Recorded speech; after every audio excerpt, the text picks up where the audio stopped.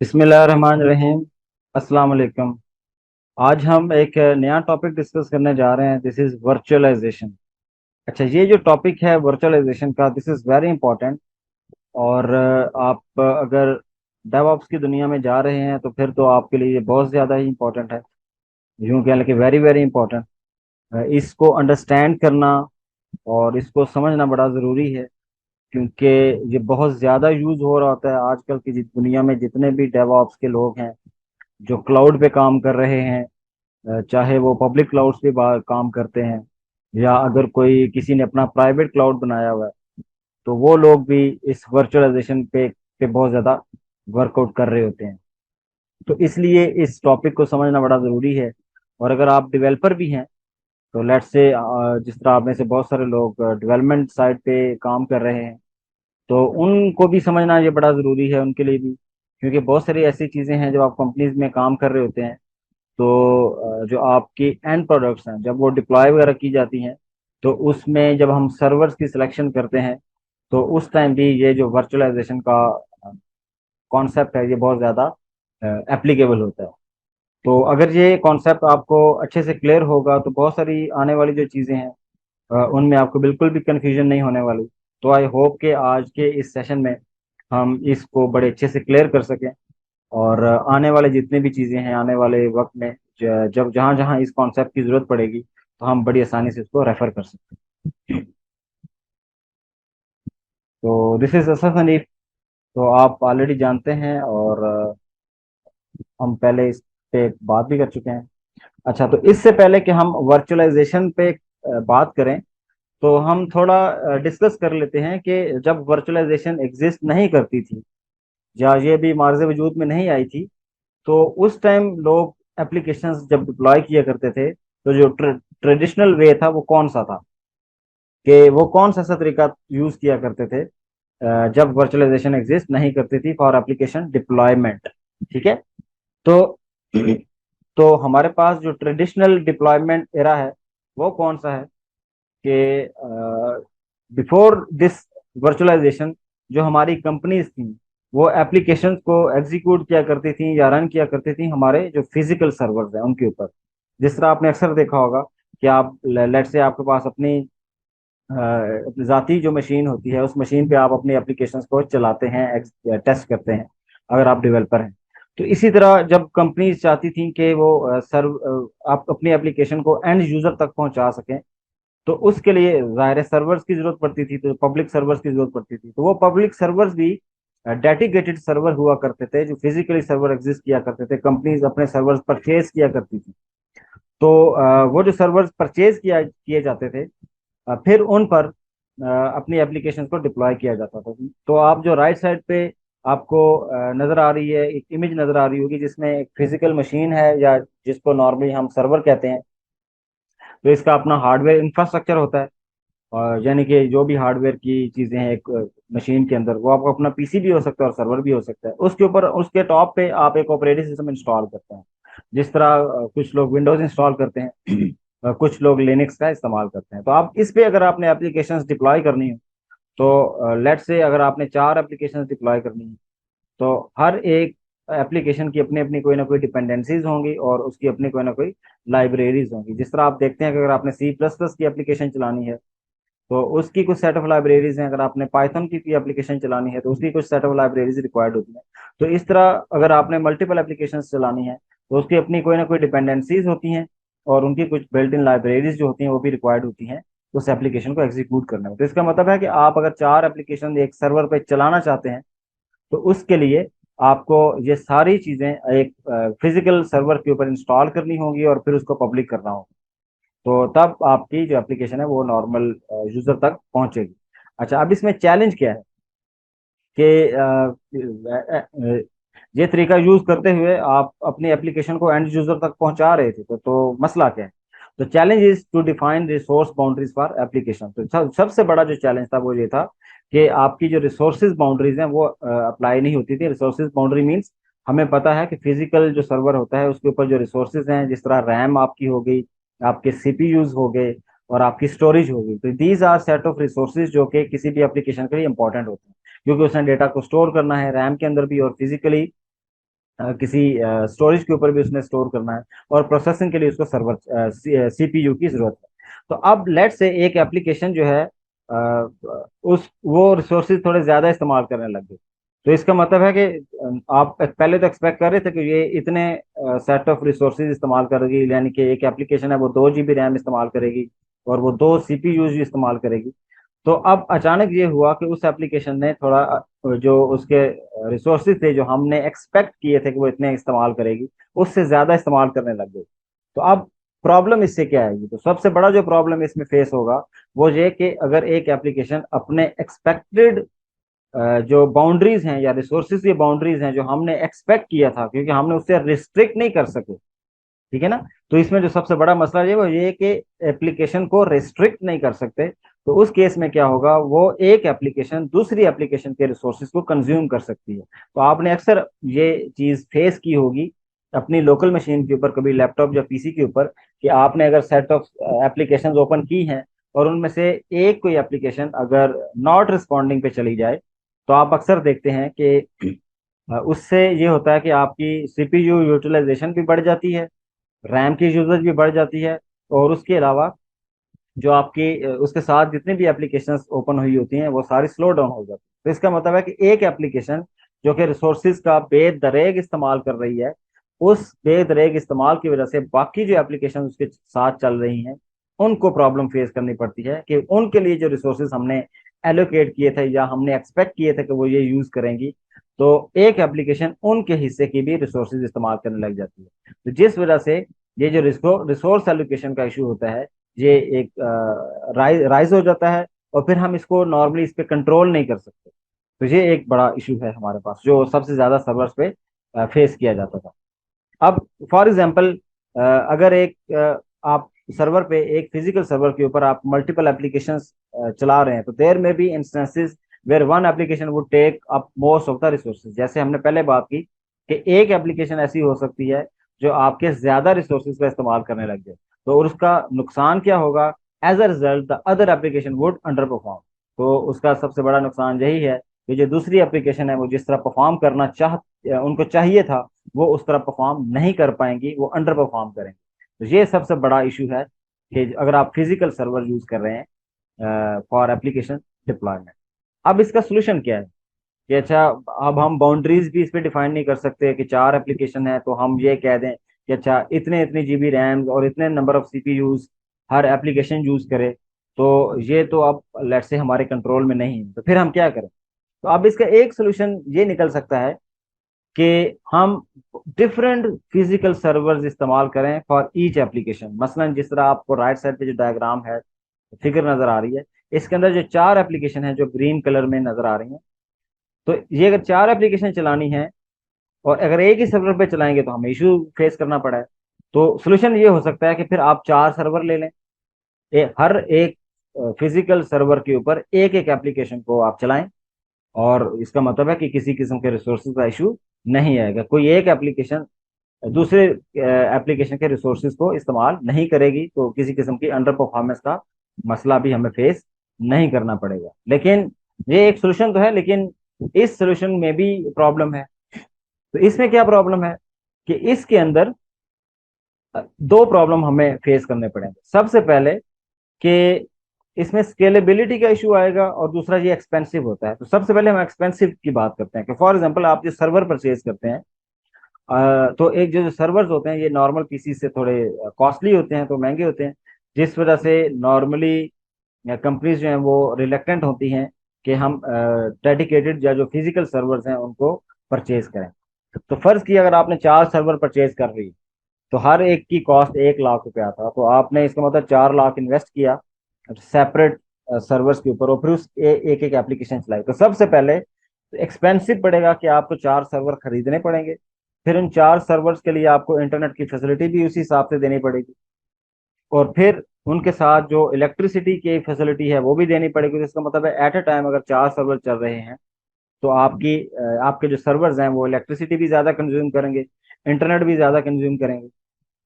तो इसका मतलब है कि आपकी कॉस्ट बढ़ गई। ठीक है, तो आपकी वन टाइम कॉस्ट भी बढ़ गई जो कि सर्वर परचेज करने पे इंक्रीज हुई, और इसके अलावा जो आपकी रनिंग कॉस्ट जिसे हम कहते हैं कि जो मंथली कॉस्ट है वो भी इंक्रीज हो। तो एक तो ये एक्सपेंसिव पड़ते हैं। दूसरा ये कि इसमें स्केलिंग नहीं है। मसलन एक सर्वर पे आपने एप्लीकेशन तो चला दी, वो बड़े अच्छे से काम कर रही है, और उस पे लेट से 10 GB या 12 GB की आपने रैम लगाई थी, लेकिन पता ये चला कि आफ्टर सम टाइम या आफ्टर कुछ मंथ्स, 2 3 4 मंथ्स के बाद आपको आइडिया हुआ कि आपने मॉनिटर किया या थोड़ा सा आपने चीज़ों को डिग डाउन किया, ट्रबल शूट किया, तो आपको आइडिया हुआ कि भाई मैंने एक सर्वर के ऊपर एक एप्लीकेशन चलाई थी, तो 3 से 4 माह हो गए हैं इस एप्लीकेशन को चलते हुए, और इस पे मैंने 10 से या 12 GB की लेट से रैम लगाई थी, तो मेरी जो एप्लीकेशन है वो मैक्सिमम 6 GB की रैम इस्तेमाल कर रही। तो 12 GB की रैम में से मैक्सिमम अभी तक उसने 6 GB की रैम इस्तेमाल की है। तो इसका मतलब है कि 6 GB की रैम जो कि अभी भी बाकी है, जो कि अभी अंडर यूटिलाइज्ड है, यानी कि उसे कोई यूज ही नहीं कर रहा, तो आपने मैक्सिमम 6 GB की एप्लीकेशन, सॉरी 6 GB की रैम यूज की है, तो 6 GB अभी भी बाकी है। तो इसका मतलब वो जो 6 GB की रैम यूटिलाइज अभी तक नहीं हुई, वो अंडर यूटिलाइज्ड है। इट्स मीन वो वेस्ट हो रही है, उसे कोई भी इस्तेमाल नहीं कर रहा। तो एक ऐसा हार्डवेयर है जो कि पड़ा हुआ है लेकिन उसे कोई इस्तेमाल नहीं कर रहा। ये ऐसे ही है कि जिस तरह हम एक जगह ले लें और उस जगह को हम रख दें और हम किसी के इस्तेमाल में भी ना आए, तो ऐसी जगह का फायदा नहीं। तो इसलिए खास तौर पे कंप्यूटर्स की दुनिया में ये बहुत ज्यादा इंपॉर्टेंट है कि हम जब हार्डवेयर रिसोर्सेज खरीदें तो हम कोशिश ये करें कि उसको मैक्सिमम यूटिलाइज करना चाहें। तो इसका मतलब है कि हमने जो पहला मसला था वो तो हल कर लिया कि ये जो एक दूसरे की रिसोर्सेज का इस्तेमाल करती हैं एप्लीकेशन, वो ना करें, तो सोल्यूशन तो आ गया, लेकिन उसकी वजह से हमारे दो और प्रॉब्लम खड़े हो गए। तो इसका मतलब है कि this is not good solution. तो फिर हमें किसी बेटर सोल्यूशन की तरफ जाना चाहिए। तो बेटर सोल्यूशन क्या है? तो बेटर सोल्यूशन इज वर्चुअलाइजेशन। तो फिर हम क्या करते हैं, फिर हम उस कॉन्सेप्ट की तरफ जाते हैं जिसके लिए आज हम यहाँ इकट्ठे हुए। तो virtualization is the better solution. इसको भी अभी हम बेस्ट सोल्यूशन नहीं कहेंगे, क्योंकि आगे जाके कुछ टाइम के बाद हम एक और सोल्यूशन की बात करेंगे जो कि हमें इस वर्चुअलाइजेशन के अंदर जो डिफरेंट प्रॉब्लम्स हैं उनको हैंडल करने में हेल्प करेगा। तो इसलिए फिलहाल virtualization is a better approach. तो ये इस में क्या होता है, ये वर्चुअलाइजेशन एक्चुअली क्या होती है, तो इसको हम इंशाल्लाह अभी डिस्कस करते हैं। तो सबसे पहले तो हमें ये आइडिया होना चाहिए तो वर्चुअलाइजेशन होती क्या है। तो व्हाट इज वर्चुअलाइजेशन? अब ये जो डेफिनेशन है इसको थोड़ा सा आपने गौर से देखना है। तो virtualization is a process that is used to create virtual representations of the hardware resources like servers, storage, network and other physical machines.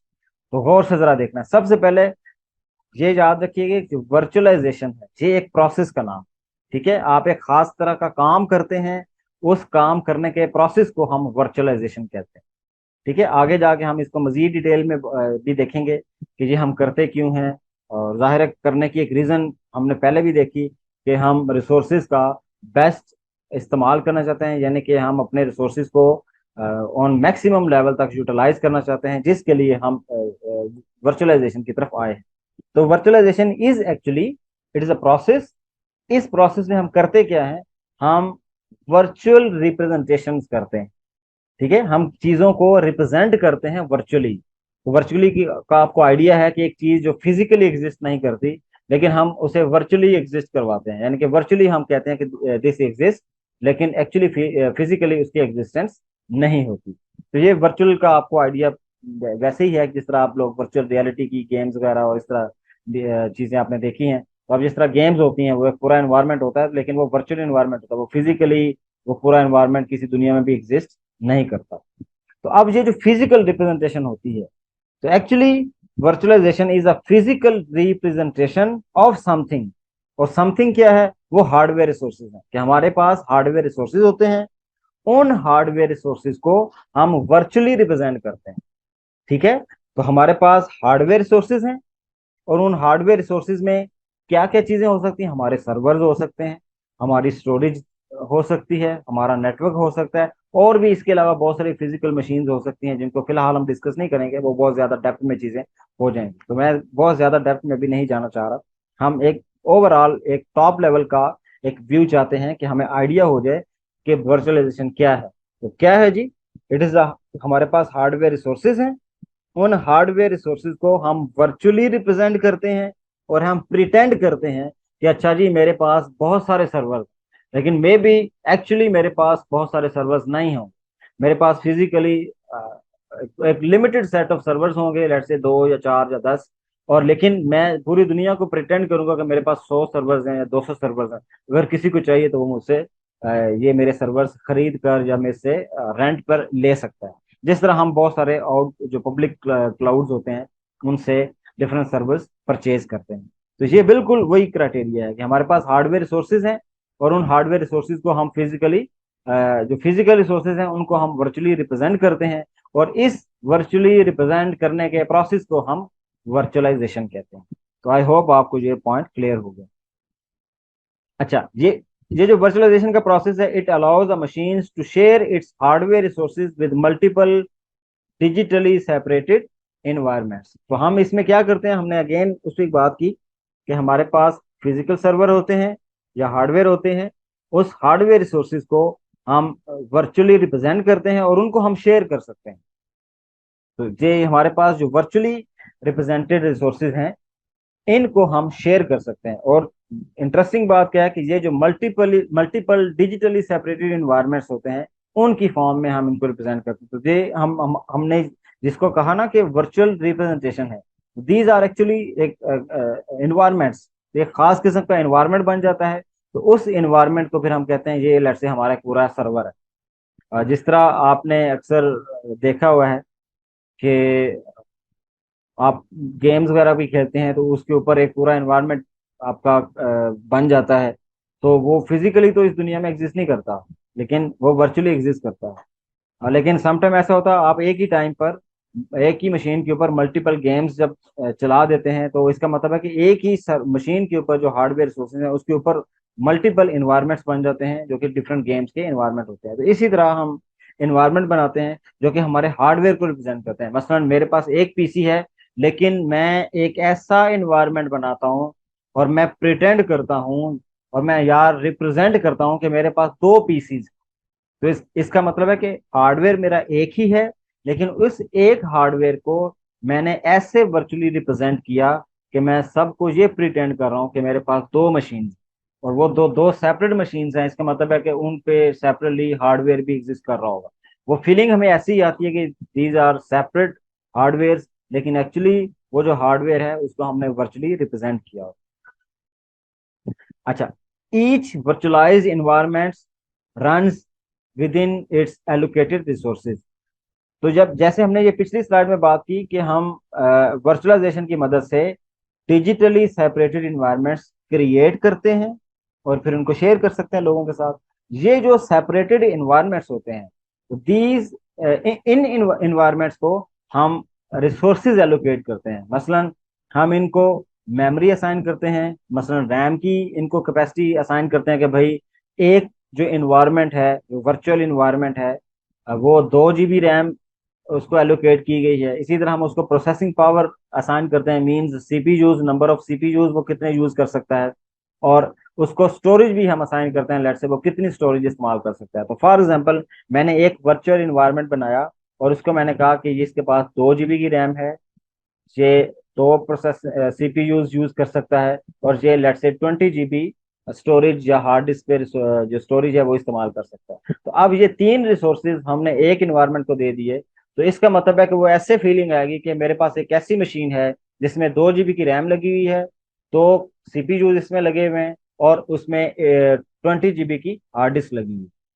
और इसी के साथ एक और ऐसा वर्चुअल इन्वायरमेंट मैं क्रिएट कर सकता हूँ जिसपे मैंने रैम 6 GB दी होगी, प्रोसेसिंग पावर मैंने उसको 4 सीपीयूज दे दिए, और स्टोरेज मैंने उसको 100 GB दे दी। तो ऐसे फीलिंग आएगी कि एक और मशीन है जिसके पास ये वाले सेपरेटली रिसोर्सेज हैं, और ये बिल्कुल एक दूसरे से आइसोलेट होंगी। एक दूसरे को पता भी नहीं होगा कि किसके पास कितने रिसोर्सेज हैं, लेकिन वो सेपरेट रिसोर्सेज होंगे। जब वो रिसोर्सेज हम किसी दूसरे को इस्तेमाल करने के लिए देंगे तो वो बिल्कुल उसी बाउंड्री के अंदर रहते हुए, उसी लिमिटेशन के अंदर रहते हुए अपने रिसोर्सेज का बेस्ट इस्तेमाल कर सकता है। इसका मतलब है कि जो एक इन्वायरमेंट जिसके पास 2 GB की रैम थी वो 2 GB से ज्यादा यूज नहीं कर सकता, जिसके पास 6 GB की रैम थी वो 6 GB से ज्यादा इस्तेमाल नहीं कर सकता। तो ये एक बहुत बहुत बड़ा एडवांटेज है वर्चुअलाइजेशन के अंदर, कि virtualization environments are also known as virtual machines. तो नॉर्मली ये वर्चुअल मशीन का नाम आपने सुना होगा। तो वर्चुअल मशीन्स एक्चुअली क्या होती हैं? ये वर्चुअल इन्वायरमेंट्स होते हैं, जो कि एक वर्चुअल कंप्यूटर या वर्चुअल मशीन को, वर्चुअल पीसी को रिप्रेजेंट कर रही होती हैं। और ये वर्चुअल इन्वायरमेंट्स बनाने का जो प्रोसेस है, इसको वर्चुअलाइजेशन कहते हैं। तो आई होप आपको ये क्लियर हो गया कि वर्चुअल मशीन क्या होती है, और वर्चुअल इन्वायरमेंट्स क्या हैं, और वर्चुअलाइजेशन कैसे की जाती है। अभी हम मजीद भी इस पे बात करेंगे कि टेक्निकल अगर आप डेफिनेशन देखें, virtual machine is a software defined computer. ये बड़ी टर्मिनोलॉजी यहाँ यहाँ यूज हुई है, सॉफ्टवेयर डिफाइंड कंप्यूटर। ये बहुत इंपॉर्टेंट है कि बजाय इसके कि आप फिजिकली मशीन, ये एक आपका फिजिकल कंप्यूटर है, जिस तरह लेट से आपका पीसी है, आपका लैपटॉप है, ये फिजिकल पीसी है। लेकिन अगर आप ये डिफाइन करते हैं सॉफ्टवेयर की मदद से कि नहीं भाई ये एक पीसी नहीं है, ये तीन पीसी है, तो सॉफ्टवेयर अगर आपके एक एक फिजिकल हार्डवेयर को तीन वर्चुअल कंप्यूटर्स की फॉर्म में रिप्रेजेंट कर दे, तो हम इसके लिए जो टर्मिनोलॉजी इस्तेमाल करेंगे वो क्या है? Software defined computer. तो हमने सॉफ्टवेयर डिफाइंड कंप्यूटर बनाए, जिसको हम वर्चुअल मशीन कहते हैं। तो टेक्निकली अगर आप इसको देखें तो virtual machine is a software defined computer that runs on a physical machine. तो एक ही मशीन होगी, फिजिकली एक ही मशीन होगी, लेकिन उसके ऊपर, उसके टॉप पर बहुत सारे वर्चुअल आपके या कंप्यूटर डिफाइंड कंप्यूटर्स चल रहे होंगे, और उन कंप्यूटर्स को या उन पीसीज को फिर हम वर्चुअल मशीन्स कहते हैं। तो with a separate operating system and computing resources. और ये हमने पहले भी बात की कि हमारे पास जो वर्चुअल मशीन्स होंगी, उनके अपने रिसोर्सेज अलग होंगे। और इंटरेस्टिंग बात ये कि हमारे जितने भी वर्चुअल इन्वायरमेंट्स होंगे, जिनको वर्चुअल मशीन्स कहते हैं, उनका सेपरेट ऑपरेटिंग सिस्टम भी होगा। कि वो जो हमने सेपरेट वर्चुअल कंप्यूटर्स बनाए हैं या वर्चुअल इन्वायरमेंट्स क्रिएट किए हैं, उन पर एक सेपरेट ऑपरेटिंग सिस्टम भी इंस्टॉल होगा, उनके लिए डेडिकेटेड रैम भी होगी, सीपीयू भी होंगे, और स्टोरेज भी अवेलेबल होगी। तो राइट साइड पे अगर आप देखें तो हमने एक फिजिकल सर्वर बनाया, और उसके वो हार्डवेयर है हमारे पास, और साथ ही उसके ऊपर हमने एक होस्ट ऑपरेटिंग सिस्टम इंस्टॉल किया हुआ है, और उसके टॉप पर हमने लेट से दो वर्चुअल मशीन्स बिल्ड की हैं। और ये जो दो वर्चुअल मशीन्स आपने देखी हैं अभी, जो कि ग्रे बैकग्राउंड में आपको शो हो रही हैं, इसके इसके ऊपर हमने एक एक एक सेपरेटली ऑपरेटिंग सिस्टम ओएस जो है वो इंस्टॉल किया। तो पहले अगर आप देखें तो ऑपरेटिंग सिस्टम हमने फिजिकल मशीन के ऊपर भी इंस्टॉल किया हुआ है। तो इस फिजिकल ऑपरेटिंग सिस्टम की, सॉरी, फिजिकल सर्वर के ऊपर एक आपका ऑपरेटिंग सिस्टम, जिसे हम होस्ट ऑपरेटिंग सिस्टम कह रहे हैं, और उसके टॉप पर हमने दो वर्चुअल मशीन्स बना दी या वर्चुअल इन्वायरमेंट्स क्रिएट कर दिए, जिनके अंदर हमने दोबारा से सेपरेटली ऑपरेटिंग सिस्टम इंस्टॉल किए, और उनके ऊपर हम एप्लीकेशन चलाना चाहते हैं। और उन एप्लीकेशन के लिए फिर हम उसके लिए जो लाइब्रेरीज हैं, जो डिपेंडेंसीज हैं, जो बाइनरीज रिक्वायर्ड होंगी, वो सेपरेटली हर वर्चुअल मशीन के अंदर इंस्टॉल कर लेंगे, जो कि रिस्पेक्टिव एप्लीकेशन के लिए होंगी। जहां एक आपको बॉक्स नजर आ रहा होगा जिसमें क्वेश्चन मार्क लगे हुए हैं, इसको फिलहाल जानबूझ के मैंने क्वेश्चन मार्क जहां डाला है, क्योंकि जहां जब हम वर्चुअलाइजेशन या वर्चुअल मशीन बनाना चाहते हैं, तो हमें एक और एक्स्ट्रा लेयर की जरूरत पड़ती है। और वो कौन सी लेयर होती है, उसको हम थोड़ा सा कुछ स्लाइड्स के बाद देखेंगे, डिटेल से देखेंगे। तो फिलहाल मैं ये बताना चाह रहा हूँ कि हमारा जो ऑपरेटिंग होस्ट ऑपरेटिंग सिस्टम है, इसके टॉप पर एक लेयर है। उस लेयर की मदद से हम ये वर्चुअल मशीन्स जो हैं, ये फिर इस्टेब्लिश कर पाते हैं। और वो लेयर जो है वो एक्चुअली जो भी हमारे लिए वो प्रोसेस परफॉर्म करती है, उस प्रोसेस को हम वर्चुअलाइजेशन का प्रोसेस कहते हैं। अच्छा, अब इसमें देखें तो जो फिजिकल मशीन है, जो जो फिजिकल फिजिकल सर्वर है, इसके ऊपर एक तो इस फिजिकल सर्वर को हम होस्ट मशीन कहते हैं, और इसके ऊपर जो ऑपरेटिंग सिस्टम चल रहा होता है उसको हम होस्ट ऑपरेटिंग सिस्टम कहते हैं। और हमारी जो वर्चुअल मशीन्स हैं, ये जब प्रॉपर वर्चुअल इन्वायरमेंट्स बन जाते हैं, तो फिर हम इनको गेस्ट मशीन्स कहते हैं। तो ये गेस्ट मशीन हमेशा रहने के लिए नहीं आती, ये कुछ अर्से के लिए हम इनको बनाते हैं, और जब इनकी जरूरत हमें खत्म हो जाती है तो हम इनको डिस्ट्रॉय कर देते हैं, कुछ नई की जरूरत पड़ेगी तो नई बना लेते हैं। और अगर हमें लॉन्ग टर्म भी चलानी हो तो हम चला सकते हैं। जिसका मतलब है कि ये ऐसी वर्चुअल मशीन्स हैं, ये लॉन्ग टर्म भी चलाई जा सकती हैं और शॉर्ट टर्म भी चलाई जा सकती हैं। तो इसको हम गैस मशीन कहते हैं। और इन गैस मशीन्स के ऊपर जो हम ऑपरेटिंग सिस्टम चला रहे होते हैं, इनको हम नॉर्मली, इनके लिए जो टर्मिनोलॉजी इस्तेमाल करते हैं वो गेस्ट ऑपरेटिंग सिस्टम इंस्टॉल करते हैं। जैसे होस्ट ऑपरेटिंग सिस्टम होता है, बिल्कुल इसी तरह हम गेस्ट ऑपरेटिंग सिस्टम भी कह सकते हैं, जो कि हमारा वर्चुअल मशीन्स के अंदर इंस्टॉल होगा। अच्छा, अब बेनिफिट्स देख लेते हैं कि इस वर्चुअलाइजेशन के बेनिफिट्स क्या हैं। तो this virtualization allows us to run multiple virtual machine on a single physical server. तो सबसे बड़ा एडवांटेज ये है कि एक फिजिकल हार्डवेयर होगा और उस एक हार्डवेयर के ऊपर हम डिफरेंट वर्चुअल मशीन चला सकते हैं। फिलहाल तो आपको फिगर के अंदर दो नजर आ रही हैं। ये जरूरी नहीं कि आप सिर्फ दो ही चला सकते हैं, आप 3 4 10 15 100 जितना आपके हार्डवेयर की कैपेसिटी है, आप उस कैपेसिटी के मुताबिक मल्टीपल वर्चुअल मशीन्स इस पे एग्जीक्यूट कर सकते हैं या बना सकते हैं।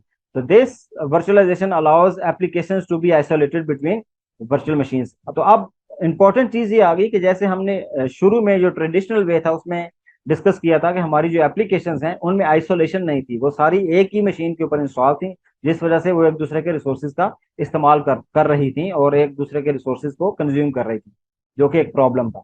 तो अब हमने क्या किया, अब हमने इनको आइसोलेट कर दिया, अब हमने इनकी जो ग्रुपिंग ऐसे कर दी है कि ये बिल्कुल एक दूसरे को रिसोर्सेज का इस्तेमाल नहीं कर सकेंगी, ये बिल्कुल एक दूसरे से सेपरेट होगी।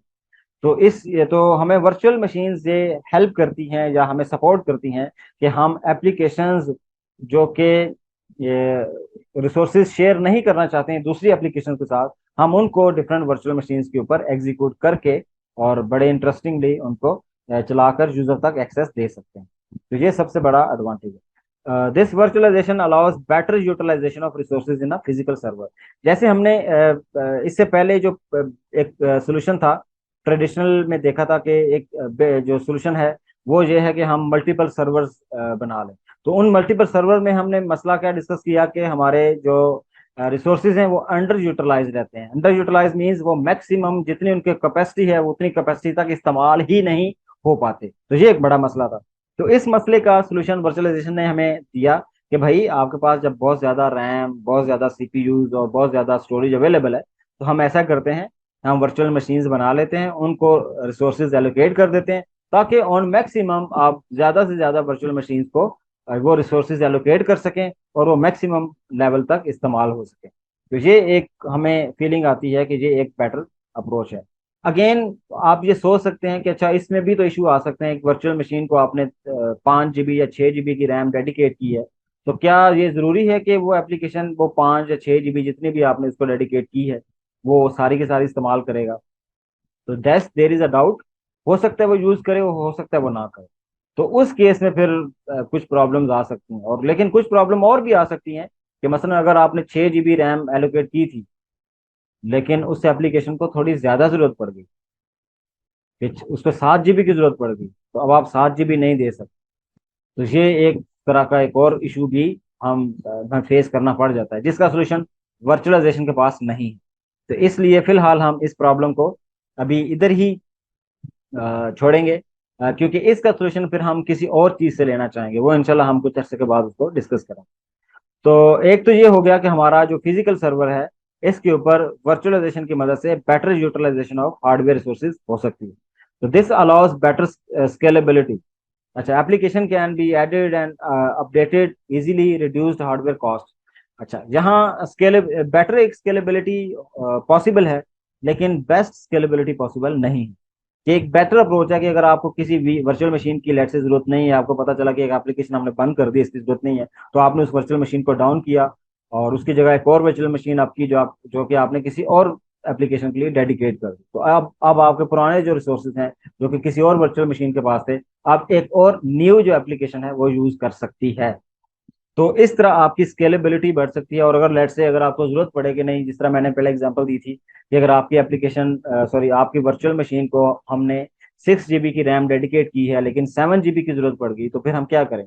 तो उस केस में एक छोटा सा हमें स्टेप ये लेना पड़ सकता है कि हम वर्चुअल मशीन को थोड़ी देर के लिए डाउन करते हैं, और वहाँ डाउन करने के बाद हम उसके रिसोर्सेज इंक्रीज कर सकते हैं, कि हम कह सकते हैं कि अच्छा इसको 6 GB की बजाय 8 GB दे दें, ताकि ये अपना जो 6 GB से ज्यादा रिसोर्सेज हैं उनका इस्तेमाल कर सके, और फिर हम दोबारा से उस वर्चुअल मशीन को अप कर दें, और फिर वो जो 8 GB की रैम हमने इसको डेडिकेट की है, अब हमारी एप्लीकेशन उसमें से 7 GB या जितनी भी उसको जरूरत है वो इजीली यूज कर सकती है।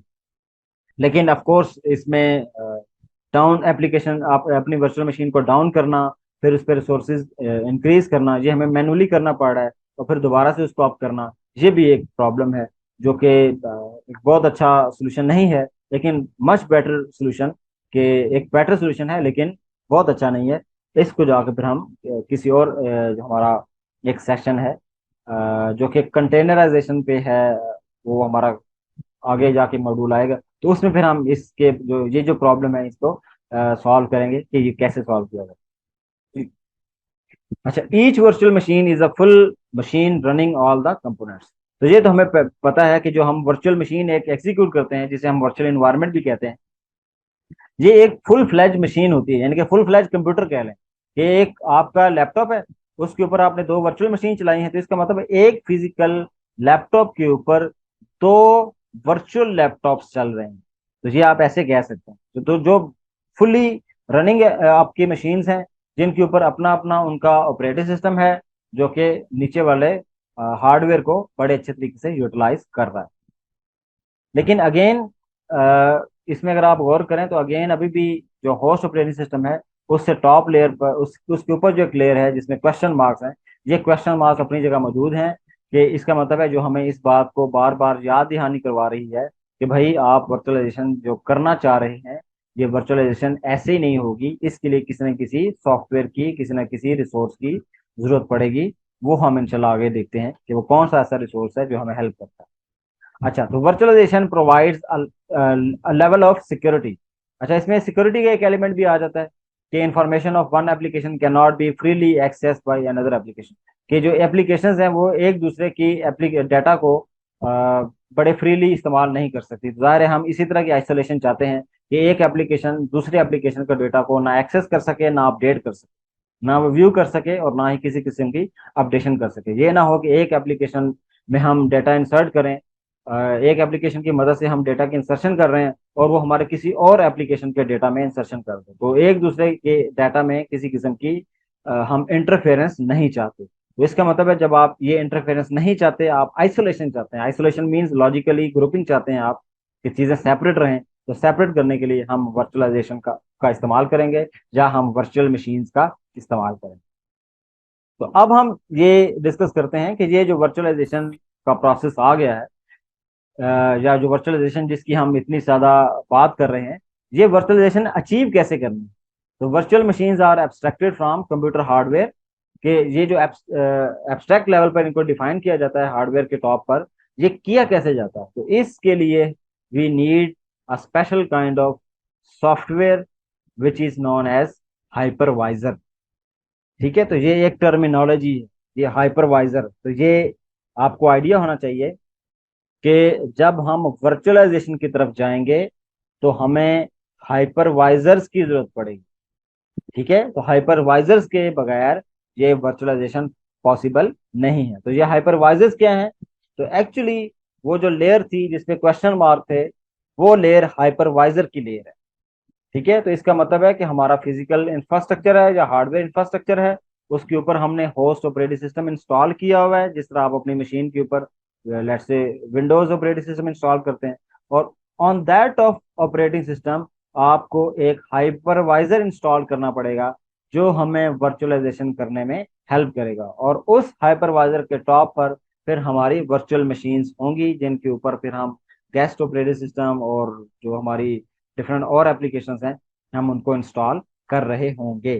तो इसका मतलब है ये पूरी डिस्कशन जो भी हमने की है, इस पूरी डिस्कशन में जो वर्चुअलाइजेशन है वो क्या है और कैसे की जाती है, ये उसका सोल्यूशन है कि हाइपरवाइजर्स की मदद से की जाती है।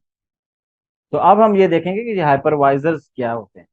तो hypervisor is a software component that manages multiple virtual machine. ये बहुत सिंपल सी डेफिनेशन है कि हाइपरवाइजर्स कोई बहुत बड़ी बला नहीं है। वो सिंपल, उनका एक ही पर्पस है, उनका एक ही काम है कि जो वर्चुअल मशीन्स हम बनाना चाहते हैं, ये उन वर्चुअल मशीन्स को मैनेज करते हैं। यानी कि उनको क्रिएट करना, उनको अप करना, उनको डाउन करना, रिसोर्सेज की एलोकेशन करना, ये सब कुछ ये हाइपरवाइजर्स मैनेज करते हैं। तो there are different types of there are different hypervisors available in this world। तो जिसमें आपने VMware का नाम सुना होगा, कुछ लोगों ने यूज भी किया होगा। माइक्रोसॉफ्ट हाइपर वी ये आपकी विंडोज के अंदर होता है। इसी तरह KVM है, केम्यू है, और इसी तरह ओरेकल वालों का वर्चुअल बॉक्स है। तो these are set of hypervisors जो कि इसका मतलब है कि हाइपरवाइजर एक टॉप लेवल की टर्मिनोलॉजी है, और उस टर्मिनोलॉजी के अंडर, उस अम्ब्रेला के अंदर ये वो सॉफ्टवेयर्स हैं जो actually as a hypervisor act करते हैं। ठीक है, तो ये डिफरेंट कंपनीज ने हाइपरवाइजर्स अपने बनाए हुए हैं, और उनको उन्होंने डिफरेंट नेम्स असाइन किए हैं। जिस तरह ओरेकल वाले ने जो हाइपरवाइजर बनाया है उसका नाम उन्होंने वर्चुअल बॉक्स रखा है। जो माइक्रोसॉफ्ट वालों ने बनाया है उन्होंने माइक्रोसॉफ्ट हाइपर वी रखा हुआ है।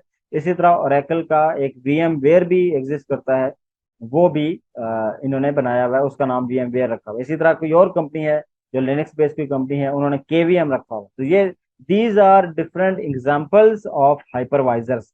टॉप लेवल पे हम इनको हाइपरवाइजर कहेंगे।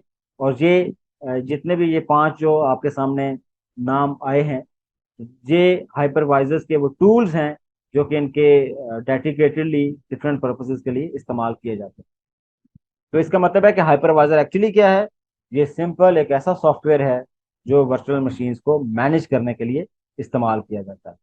अच्छा, ये हमें बड़े अच्छे तरीके से आना चाहिए, क्योंकि जो डेवऑप्स इंजीनियर्स हैं उनका बहुत ज्यादा, यानी कि यूं कह लें कि वो 99% ऑफ द केसेस वो हमेशा इन हाइपरवाइजर्स के साथ, किसी ना किसी हाइपरवाइजर के साथ हमेशा डील कर रहे होंगे। या तो वो डायरेक्टली डील कर रहे होंगे या वो इनडायरेक्टली डील कर रहे होंगे। आप जितने भी वर्चुअल मशीन्स बनाएंगे वो सारी किसी ना किसी हाइपरवाइजर के ऊपर चल रही होंगी, चाहे आप अपनी लोकल मशीन पे बनाएं या चाहे आप किसी क्लाउड पे बनाएं। अच्छा, अब ये जो हाइपरवाइजर्स है ना, इनकी टाइप्स हैं कुछ। तो there are basically two types. तो उसमें से हम इनको जरा जिक्र करते हैं कि जब आपसे कोई पूछेगा कि हाइपरवाइजर्स की टाइप्स क्या हैं, तो आपको ये भी अच्छे तरीके से पता होनी चाहिए कि there are basically two types, और हर टाइप का मतलब क्या है ये भी क्लियर होना चाहिए। तो इसका मतलब है कि जब भी आपको आपसे कोई वर्चुअलाइजेशन से रिलेटेड क्वेश्चंस कोई पूछेगा, चाहे आप इंटरव्यू दे रहे हैं या आप वैसे किसी से डिस्कशन कर रहे हैं, तो वो एक्सपेक्ट करेगा आपसे कि आप वर्चुअलाइजेशन के कॉन्सेप्ट को जानते हैं, आपको वर्चुअल मशीन्स का कॉन्सेप्ट पता है, और आपको हाइपरवाइजर्स का पता है कि हाइपरवाइजर क्या होता है, और इसी तरह आपको हाइपरवाइजर्स की टाइप्स का भी पता है। तो टाइप वन जो हाइपरवाइजर है, it is also known as bare metal hypervisor. तो इनको हम बेयर मेटल हाइपरवाइजर भी कहते हैं। तो ये इसकी कुछ एग्जांपल है, जिस तरह केवीएम है, ये बेयर मेटल हाइपरवाइजर है, या टाइप वन हाइपरवाइजर इसके कहते हैं। इसी तरह रेड हैट का जो एंटरप्राइज वर्चुअलाइजेशन है, ये एक सॉफ्टवेयर है जो कि as a type one hypervisor इसको हम कंसीडर करते हैं।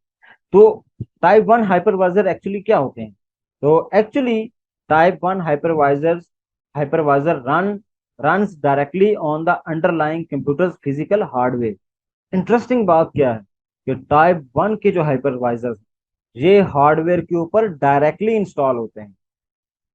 I repeat, type one hypervisors आपके हार्डवेयर के ऊपर डायरेक्टली इंस्टॉल होते हैं। तो ये जो बेयर मेटल का वर्ड है, ये बेयर मेटल का वर्ड एक्चुअली फिजिकल हार्डवेयर के लिए इस्तेमाल किया जाता है। ये टर्मिनोलॉजी है। ये अगर आप कहीं सुनेंगे कि मैं बेयर मेटल पे काम करता हूँ, तो इसका मतलब है कि वो डायरेक्टली फिजिकल हार्डवेयर पे काम करते हैं।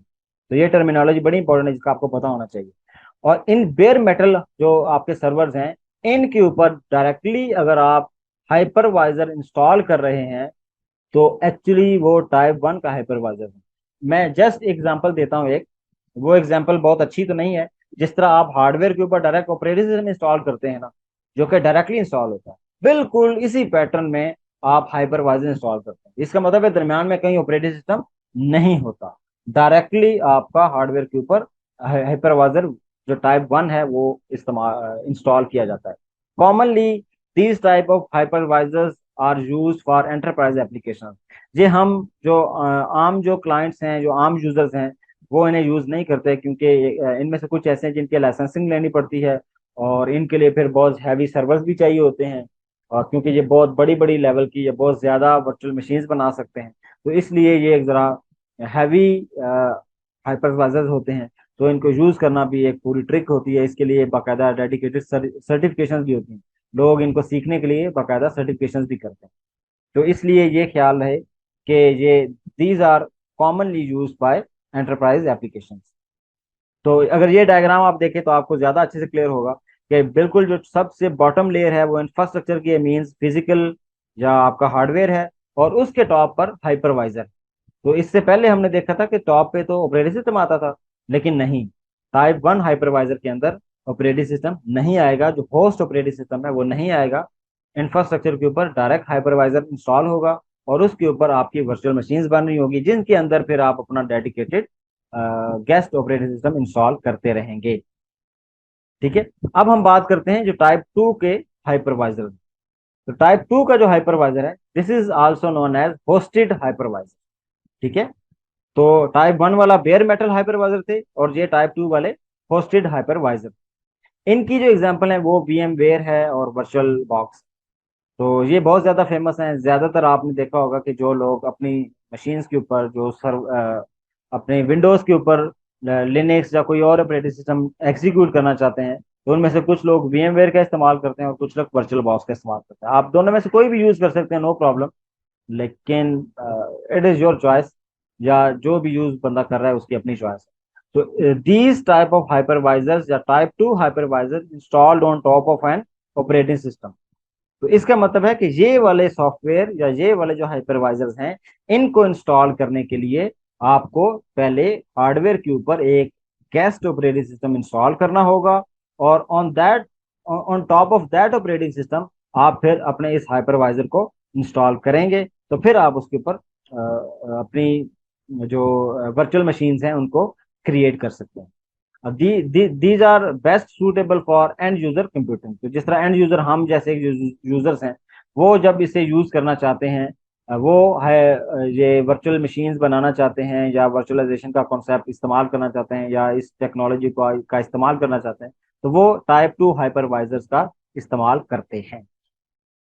तो आप इसकी अगर आप डायग्राम देखें तो इसमें आपका जो फिजिकल इंफ्रास्ट्रक्चर है या हार्डवेयर इंफ्रास्ट्रक्चर है, ऑन टॉप ऑफ दैट आपका होस्टेड ऑपरेटिंग सिस्टम होगा और उसके टॉप पर आपका हाइपरवाइजर होंगे। और ये हाइपरवाइजर जो होंगे ये टाइप 2 के होंगे, जिसमें आपको virtual machine sorry virtual box होगा या वो आपका वीएम वेयर होगा, और ऑन टॉप ऑफ दैट फिर आपके वर्चुअल मशीन एग्जिस्ट करेंगे। तो ये सेट ऑफ आपके कॉन्सेप्ट थे, तो जिसमें हमने ये देखा कि वर्चुअलाइजेशन का कॉन्सेप्ट क्या है, लेकिन ये वर्चुअलाइजेशन के कॉन्सेप्ट की जरूरत क्यों पेश आई, ऐसा क्या प्रॉब्लम हमें ट्रेडिशनल सिस्टम में ट्रेडिशनल डिप्लॉयमेंट में जो हम जब कर रहे थे वहाँ हमें कौन से प्रॉब्लम फेस करने पड़ रहे थे, हमने उनको डिस्कस किया। और फिर हमने उनसे उनका सोल्यूशन देखा, और उनका सोल्यूशन जो बेटर सोल्यूशन था हमें मिला, वो वर्चुअलाइजेशन की मदद से मिला। तो हमने देखा कि वर्चुअलाइजेशन का जो कॉन्सेप्ट है वो क्या है कि it it is a process जिसके अंदर हम एक हार्डवेयर जो रिसोर्सेज हैं उनको वर्चुअली रिप्रेजेंट करते हैं, और फिर हम उस वर्चुअलाइजेशन के मदद से या उस प्रोसेस को यूज करते हुए हम वर्चुअल इन्वायरमेंट्स क्रिएट करते हैं। उन इन्वायरमेंट्स को हम वर्चुअल मशीन्स कहते हैं, और वो जो वर्चुअल मशीन्स हैं उनको चलाने के लिए we need a special type of software जिनको हम हाइपरवाइजर कहते हैं। और ये जो हाइपरवाइजर्स हैं इनकी मजीद आगे दो टाइप्स हैं, जिसमें टाइप 1 हाइपरवाइजर और टाइप 2 हाइपरवाइजर। तो फिर हमने इनको डिटेल में डिस्कस किया और देखा कि किन किन सिनेरियोज के अंदर हम इन हाइपरवाइजर को इस्तेमाल करें। अच्छा, ये जो टॉपिक हमने डिस्कस किया है ये इम्पोर्टेंट था, क्योंकि हमने जो पिछला सेशन था हमारा इससे, उसमें हमने डिस्कस किया था कि हम लिनक्स का इस्तेमाल करेंगे।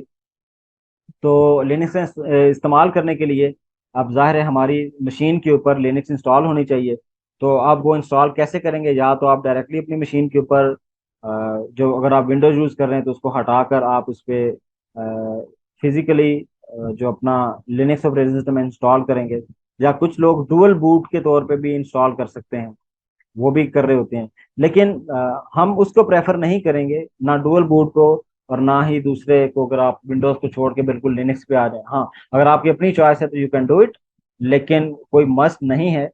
तो हम ये भी चाहेंगे कि हम इस हाइपरवाइजर वाले या हम एक वर्चुअलाइजेशन के इस कॉन्सेप्ट को थोड़ा खुद एक्सपीरियंस भी करें कि किस तरह हम ये सारी चीजें इंस्टॉल कर सकते हैं, किस तरह हम वर्चुअल मशीन्स बना सकते हैं। तो उसके लिए हम इस बूट कैम्प के लिए ये जो एक हाइपरवाइजर इस्तेमाल करेंगे, दैट इज वर्चुअल बॉक्स, जो कि बहुत ज्यादा फेमस है, इजी टू यूज है, इसलिए हम इसको यूज करेंगे। और उसके साथ हम एक जुबंटू यूज करेंगे, जो कि एक लिनक्स का फ्लेवर है, ताकि हम जो लिनक्स से रिलेटेड चीजें हैं उनको इसमें एक्सपीरियंस कर सकें। तो बेसिकली हमें इस बूट कैम्प के लिए ये दो टूल्स चाहिए होंगे फॉर टाइम बिंग, और फिर आहिस्ता आहिस्ता हम ये टूल्स जो हैं उनको इंक्रीज करते जाएंगे।